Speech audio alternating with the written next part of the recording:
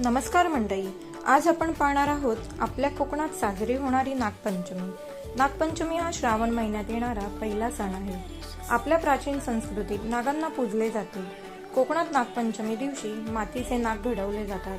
कोकणात झाडांना म्हणजेच वड, पिंपळ आणि उंबर यांना नागदेवतेचे निवासस्थान मानले जाते। त्यामुळे त्या झाडांची नागपंचमी दिवशी पूजा केली जाते। कोकणात काही ठिकाणी पारंपरिक गीते, ओव्या आणि लोककला सादर केली जाते।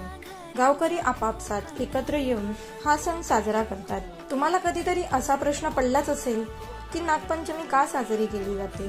तर मी तुम्हाला सांगते, श्रावण शुद्ध पंचमीला कालिया नागाचा पराभव करून यमुना नदीच्या पात्रातून भगवान श्रीकृष्ण सुरक्षित बाहेर आले, तो दिवस नागपंचमी म्हणून साजरा केला जातो। तसेच सापाला शेतकऱ्याचा मित्र मानले जाते। कोकणात नागदेवताची पूजा पुढील प्रमाणे केली जाते। नागदेवताला दूध, लाया तसेच पातोळ्या याचा नैवेद्य दाखवतात। तर मंडळी, ही होती नागपंचमी विषयी कोकणातील खास माहिती। जर तुम्हाला हा ब्लॉग आवडला असेल तर नक्कीच लाईक करा, शेअर करा आणि चॅनलला सबस्क्राईब करा।